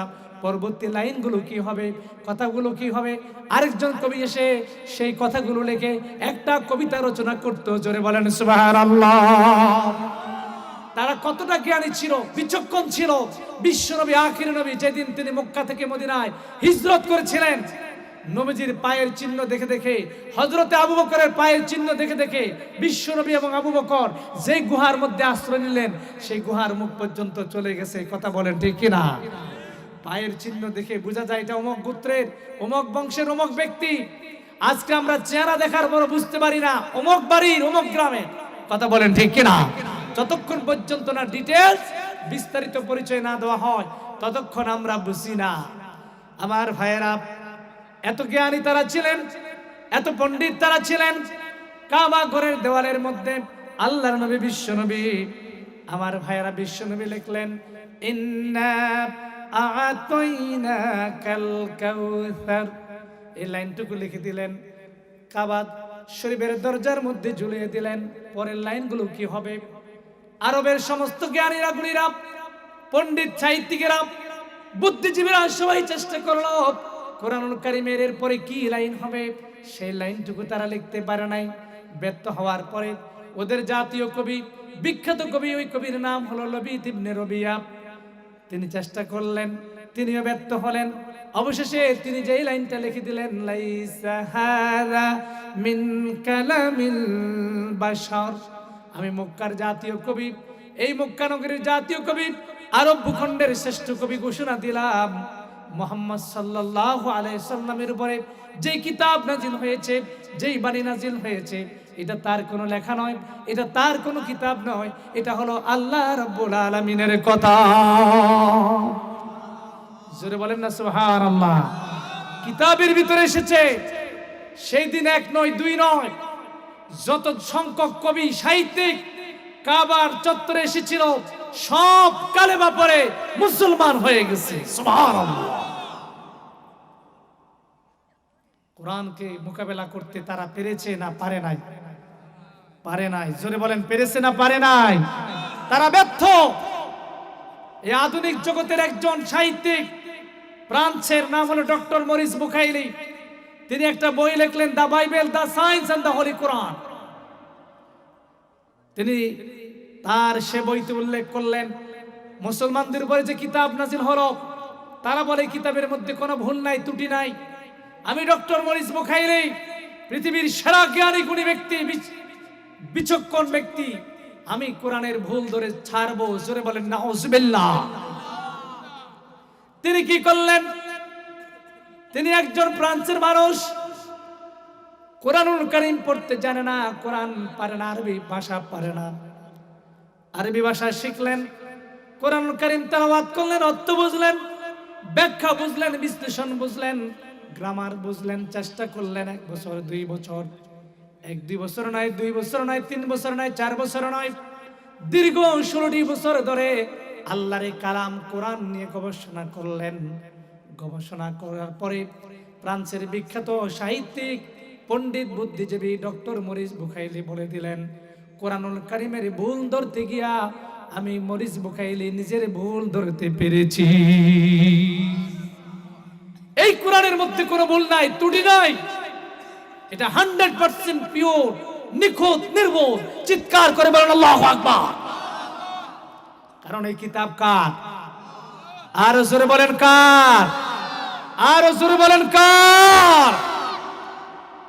আমার ভাইরা, আপনি কোরআন পড়তে পারেন না পারেন, এই কোরআনের কালো কালো অক্ষরগুলো, এগুলোর উপর যদি হাত বুলান, এই কারণেও আল্লাহ তাআলা আপনাকে বেহেশত দান করবেন। সুবহানাল্লাহ।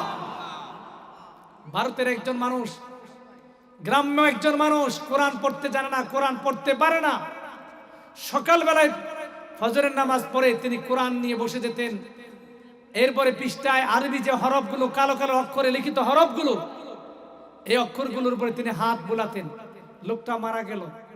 এখন যেই গ্রামে মারা গেছে, জানাজা দেওয়ার মতো, দাফন কাফন করার মতো কোনো লোক নাই। লাশটা নিয়ে কবরের পাশে দাঁড়িয়ে থাকলো। যদি কোনো রাস্তার পাশ দিয়ে পথিক যায়, আলেম ওলামা খুঁজে পাওয়া যায়, তাহলে জানাজা দিয়ে তাকে দাফন করা হবে। দেখতে দেখতে দীর্ঘক্ষণ দাঁড়িয়ে থাকার পর ওই রাস্তা দিয়ে একজন সরকারি কর্মকর্তা সাইকেল চালিয়ে তিনি যাচ্ছিলেন। তিনি আবার একজন আলেম।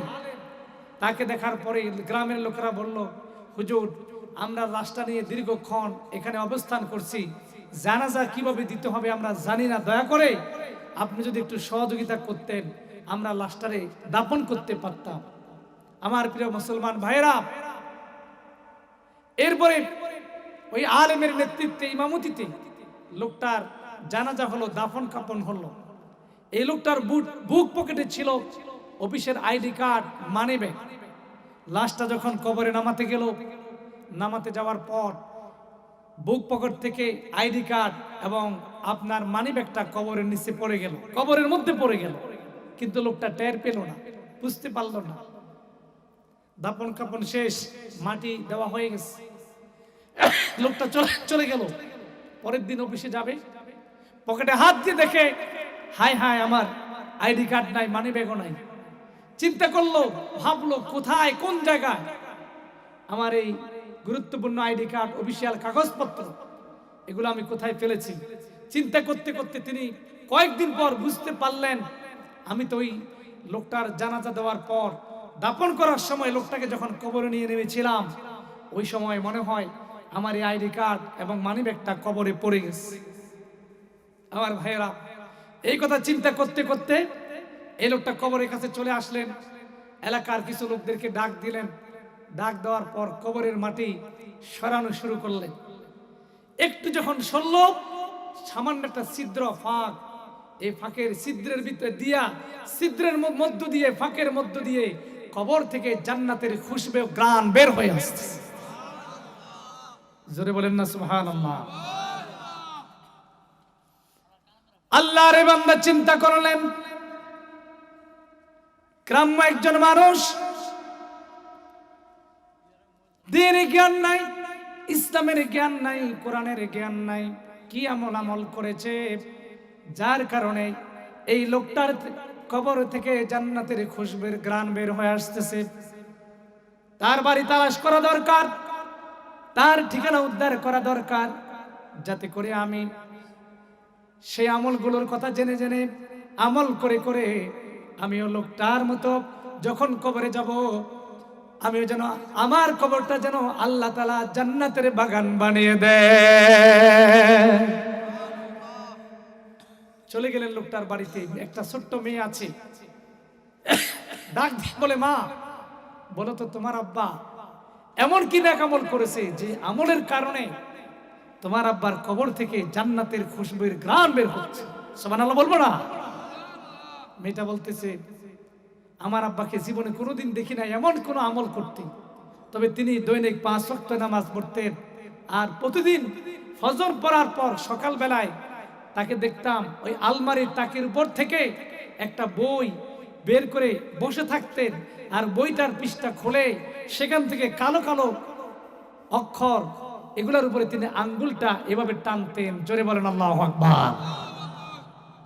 আঙ্গুল ওই লেখাগুলোর উপরে শুধু আঙ্গুলটা বুলাতেন, এই মাথা থেকে এই মাথা টানতেন, কিন্তু পড়তে পারতেন না।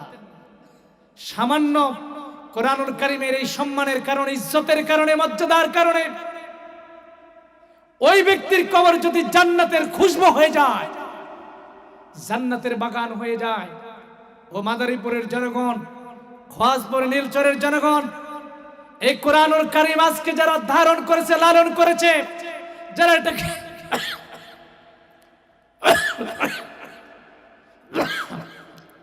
অনুসরণ করে, তাদের সম্মান আল্লাহর দরবারে কম না বেশি?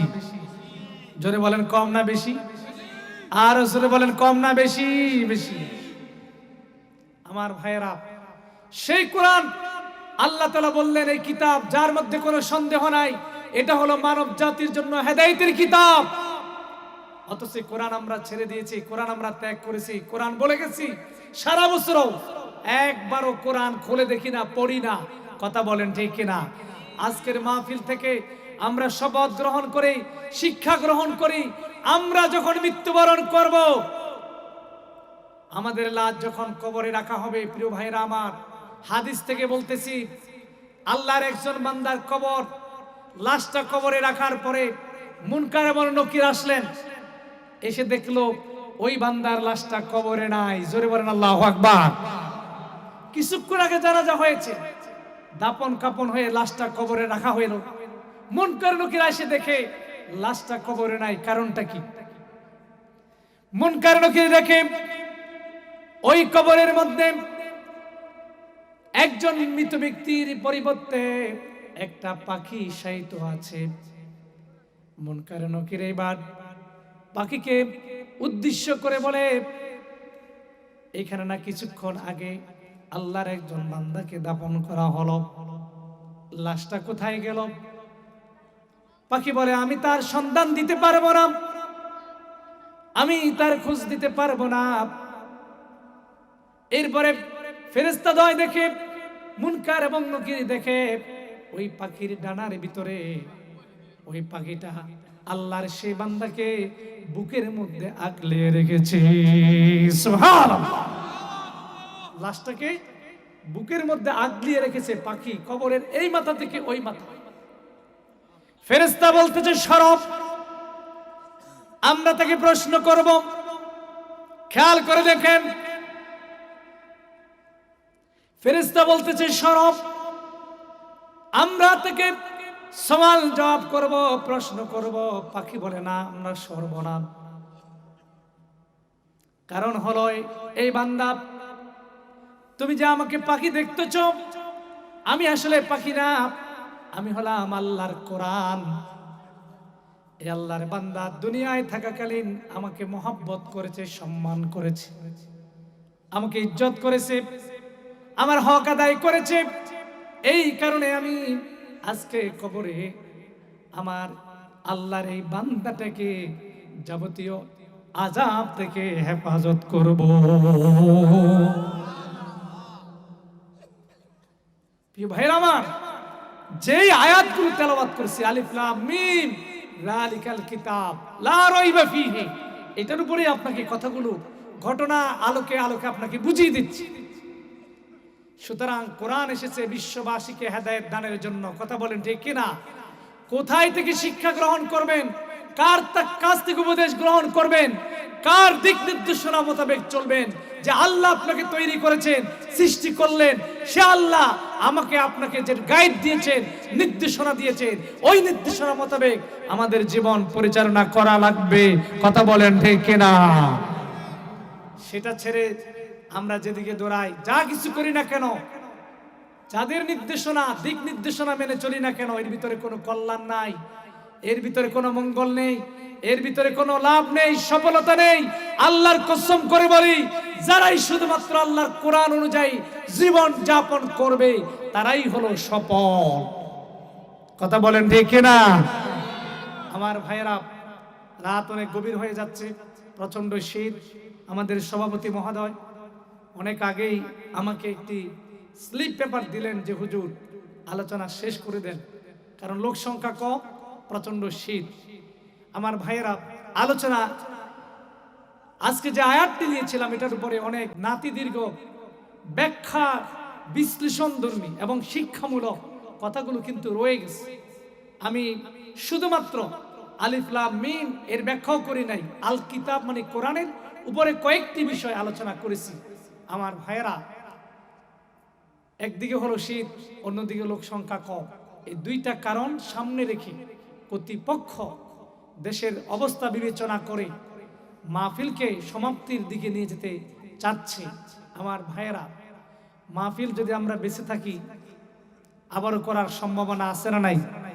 কিন্তু মাহফিলে এসে যদি কেউ অসুস্থ হয়ে যায়, এই অসুস্থতার কারণে কারো যদি সমস্যা তৈরি হয়, এই জন্য আমরা আজকে আর দীর্ঘায়িত আলোচনা না করে ভবিষ্যতের জন্য আলোচনা এখানে সমাপ্ত রেখে অসমাপ্ত রেখে দিয়েছি। কথাগুলো অসমাপ্ত, কারণ প্রত্যেকটা শব্দের সাথে সাথে ঘটনা রয়েছে। সুবহানাল্লাহ বলবো না? আমি শুরুতেই বলেছি সূরা বাকারা এমন একটা সূরা, আপনি কতটা ঘটনা শুনতে চান, কতগুলো ঘটনা শুনলে পরে আপনার ভালো লাগবে? শুধু এক সূরা বাকারার ভিতরে 1000 ঘটনা রয়েছে। সুবহানাল্লাহ। এজন্য প্রত্যেকটা শব্দে শব্দে ঘটনা, ব্যাখ্যা, বিশ্লেষণ, এখান থেকে আমাদের জন্য হেদায়েতমূলক, নসিহতমূলক কথাগুলো আছে। কথা বলেন ঠিক কিনা? আমার ভাইয়েরা, আজকের এই মাহফিল আয়োজন করেছে আমাদের এই নীলচর, খোয়াজপুর নীলচর জামে মসজিদ, মসজিদের উন্নয়ন কল্পে। কি বলেন ঠিক কিনা? মসজিদের সম্প্রসারণ, মসজিদ যে পর্যায়ে আছে এই পর্যায় থেকে মসজিদকে এটাকে আরো বৃদ্ধি করতে হবে। কারণ আগে যে পরিমাণ মুসল্লি ছিল, বর্তমানে মুসল্লির সংখ্যা আলহামদুলিল্লাহ বেড়ে গিয়েছে, নামাজি লোকের সংখ্যা বেড়ে গিয়েছে, বিশেষ করে শুক্রবার। কে বলেন ঠিক কিনা? আমরা তো আসলে কয়েক ধরনের মুসল্লি, আমরা সাপ্তাহিক মুসল্লি, আমরা মাসিক মুসল্লি, আমরা বাৎসরিক মুসল্লি। কি বলেন ঠিক কিনা? আমরা বৈশাখী মুসল্লি। কথা বলেন ঠিক কিনা? আমরা তো নিয়মিত মুসল্লি হতে পারি নাই। যদি নিয়মিত মুসল্লি হতে পারতাম তাহলে প্রত্যেক ওয়াক্তে মসজিদ ভরে যেত। মাঝে মাঝে গ্রামে কিছু কিছু গ্রাম এমন আছে, মুয়াজ্জিন সাহেব আজান দেয়, জামাত কার নিয়ে করবে লোক খুঁজে পায় না। কথা বলেন ঠিক কিনা? আমার ভাইয়েরা, সে মসজিদটা সম্প্রসারণের জন্যই এই ওয়াজ মাহফিলের আয়োজন। ইনশাআল্লাহ আমি ধন্যবাদ জানাই, মোবারকবাদ জানাই আমাদের প্রিয় ভাজন, এলাকার গৌরব, এলাকার রত্ন, এলাকার অহংকার জনাব শাকাত হোসেন ভাইকে। তিনি তার উদ্যোগে এলাকাবাসীকে সাথে নিয়ে, যুবক ভাইদেরকে সাথে নিয়ে যেত সুন্দর একটি মহতী অনুষ্ঠানের আয়োজন করলেন। এজন্য তাকে অসংখ্য মোবারকবাদ জানিয়ে আমার আলোচনা এখানে শেষ করছি। দোয়া এবং মুনাজাত না করে যাবেন না, কারণ আমি মুসাফির মানুষ, মুসাফিরদের দোয়া কবুল হয়। কি বলেন ঠিক কিনা? দোয়া করে ইনশাল্লাহ আমরা যাব। তার আগে আমরা সভাপতি সাহেবের শেষ কথা শুনেই ইনশাল্লাহ মুনাজাত দিয়ে দেব। বাংলায় একটা কথা আছে, শেষ ভালো যার সব ভালো। কে বলেন ঠিক কিনা? আমরা এই পর্যন্ত যারা আছি আমরা আলহামদুলিল্লাহ সৌভাগ্যবান। কি বলেন ঠিক কিনা? টপ টপ করে বৃষ্টির মতো করে কুয়াশা পড়তেছে, ঠান্ডা প্রচন্ড, নিচেও ঠান্ডা উপরেও ঠান্ডা, এর ভিতরেও আপনারা যারা বসে আছেন আমার কাছে অবাক লেগেছে। তা আমরা ইনশাল্লাহ দোয়া করব। এখনই মোনাজাত হবে। যারা রাস্তাঘাটে দোকানে পাটে আসেন মেহেরবানি করে আপনারা একটু চলে আসেন ফ্যান্ডেলে, আমরা ইনশাল্লাহ দোয়া করব। আস্তাগফিরুল্লাহ রাব্বি মিন কুল্লি যামব ওয়া আতুবু ইলাইহি লা হাওলা ওয়া লা কুওয়াতা ইল্লা বিল্লাহিল আলিয়্যিল আযীম। আল্লাহুম্মা সাল্লি আলা মুহাম্মাদ ওয়া আলা আলি মুহাম্মাদ কামা সাল্লাইতা আলা ইব্রাহিম ওয়া আলা আলি ইব্রাহিম ইন্নাকা হামিদুম মাজিদ। اللهم بارك على محمد وعلى آل محمد كما باركت على إبراهيم وعلى آل إبراهيم إنك حميد مجيد اللهم آمين ربنا ظلمنا أنفسنا وإن لم تغفر لنا وترحمنا لنكونن من الخاسرين রব্বুল আলামিন প্রচন্ড শীতের মধ্যে কোন করে ঠান্ডা আল্লাহ তাআলা কুয়াশায় যখন আসমান থেকে জমিনের মধ্যে বৃষ্টির ফোঁটা পড়ছে, নিচ থেকেও ঠান্ডা উপর থেকেও ঠান্ডা, এই প্রচন্ড শীতের মধ্যে আল্লাহ তাআলা তোমার যে সমস্ত বান্দারা শেষ পর্যন্ত এই কোরআনুল কারীমের কথাগুলো শুনল, দ্বীনের কথাগুলো শুনেছে, আল্লাহ ইউসুলাই আল্লাহ তাদের জীবনের সব গুনাহগুলো মাফ করে দাও। ও রব্বুল আলামিন, যত বান্দা এই মাহফিলে গুনাহ নিয়ে এসেছে, এই মাহফিল থেকে যখন বের হয়ে যাবে, ফ্যান্ডেল থেকে যখন বের হয়ে যাবে, আল্লাহ তাআলা মাহফিলের উসিলায় প্রত্যেকের জিন্দেগানের গুনাহগুলো তুমি মাফ করে দাও। আল্লাহ, আমরা যারা হাত তুলেছি, আমাদের যাদের মা দুনিয়ায় নেই, আমাদের যাদের বাবা দুনিয়ায় নেই, আল্লাহ তাদের কবরগুলোকে জান্নাতের টুকরা বানায়া দাও। আল্লাহ, আমাদের যাদের মা বাপ জীবিত তাদেরকে নেক হায়াত দারাজ করে দাও। আল্লাহ, আমাদের মা বাপ যাদের অসুস্থ তাদেরকে শাফায়ে কুল্লে আজলা নসিব করে দাও। আল্লাহ তাআলা, আমাদের আহলে আয়াল আত্মীয় স্বজন পরিবার পরিজন বন্ধু বান্ধব গ্রামবাসী এলাকাবাসী যারা কবরে, এই মাহফিলের উসিলায় প্রত্যেকের কবর আযাব তুমি মাফ করে দাও। আল্লাহ, এই খোয়াজপুর নীলচর গ্রাম, এই গ্রামে যত কবরবাসী রয়েছে, আল্লাহ আজকের মাহফিলের উসিলায় প্রত্যেক কবরবাসীর কবর আযাব তুমি মাফ করে দাও। প্রত্যেক কবরগুলোকে জান্নাতের টুকরা বানায় দাও, জান্নাতের নিয়ামত দিয়ে ভরপুর করে দাও, অন্ধকার কবর আলোকিত করে দাও, কবরটাকে সংকীর্ণ কবরটাকে প্রশস্ত করে দাও। আল্লাহ তাআলা, যেই মসজিদের উদ্যোগে এই ওয়াজ মাহফিল, আল্লাহ তাআলা সেই মসজিদ সম্প্রসারণ হবে, সেই মসজিদের উন্নয়ন হবে। আল্লাহ, তোমার বান্দাদের দিলকে নরম করে দাও।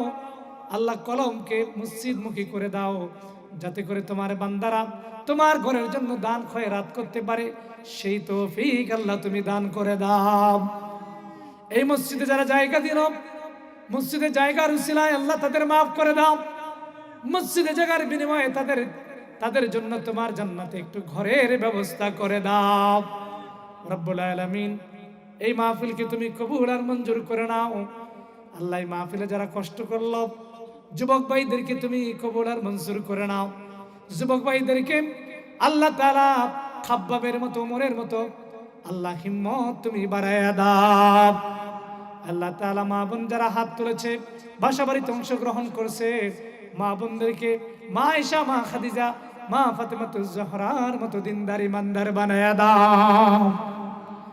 আয় রব্বুল আলামিন, আল্লাহ তাআলা, এই মাহফিলের সম্মানিত সভাপতি, আমার একান্ত প্রিয় ভাই, সরকারি চাকরিজীবী জনাব মোহাম্মদ সাখাওয়াত হোসেন সাহেব, আল্লাহ তার সভাপতিত্বে মাহফিল ইন্তেজার হয়েছে।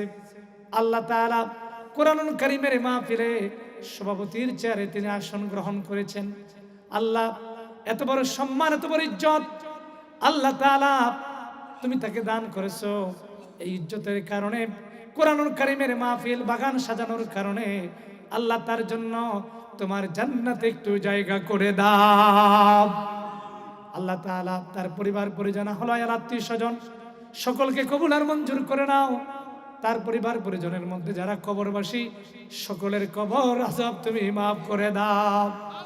হে রব্বুল আলামিন, যত উলামায়ে কেরাম আলোচনা করেছে, কথা বলেছে, সমস্ত উলামায়ে কেরামকে আল্লাহ তুমি কবুল আর মঞ্জুর করে নাও। আজকের মাহফিলের প্রধান অতিথি, বিশেষ অতিথিবৃন্দ, আল্লাহ তাআলা যারা দান খয়রাত করলো, সকলের আল্লাহকে তুমি আল্লাহ তুমি কবুল আর মঞ্জুর করে নাও। হে রব্বুল আলামিন, তোমার কাছে ফরিয়াদ জানাই, দীর্ঘ 1 বছর ধরে করোনা মহামারীতে সারা পৃথিবী আজ বিপর্যস্ত। অনেক মানুষ চলে গেছে, অনেক মানুষ বেহেশতে, আল্লাহ হাসপাতালের বেডে আল্লাহ অসুস্থ অবস্থায় দিন অতিবাহিত করতেছে গো মাবুদ। আল্লাহ তাআলা, জমিনে তোমার রহমত বড় প্রয়োজন। আল্লাহ, তোমার রহমত জমিনে নাজিল করে দাও। এই জমিন থেকে তোমার আযাব আর গজব উঠাইয়া নাও। আল্লাহ তাআলা, জমিনটাকে শান্তিময় তুমি বানায়া দাও রব্বুল আলামিন। আল্লাহ তাআলা মঞ্চে যে সমস্ত ভাইরা রয়েছেন যারা হাত তুলেছেন আমার সাথে আমিন আমিন বললেন, আল্লাহ তাদেরকেও তুমি কবুল আর মঞ্জুর করে নাও। আল্লাহ যাদের নাম বললাম, যাদের নাম বলতে পারি নাই, সকলকে তুমি মাফ করে দাও আয় রব্বুল আলামিন। এই বছর আল্লাহ প্রাকৃতিক আবহাওয়ার কারণে, দেশীয় সমস্যার কারণে এই মাহফিলটা যথাযথভাবে যেভাবে হওয়া দরকার ছিল আল্লাহ তাআলা সমস্ত চেষ্টা প্রচেষ্টা পরেও সেইভাবে করা সম্ভব হয় নাই। আল্লাহ যতটুকু হয়েছে আল্লাহ এতটুকুকে তুমি কবুল আর মঞ্জুর করে নাও। আল্লাহ তাআলা মুরব্বীদেরকে কবুল আর মঞ্জুর করে নাও। মুরব্বী বাবাজিদেরা যারা দাড়িগুলো সাদা হয়ে গেছে, চুলগুলো সাদা হয়ে গেছে, আল্লাহ ওই সমস্ত মুরব্বী বাবাজিদেরকে কবুল আর মঞ্জুর করে নাও।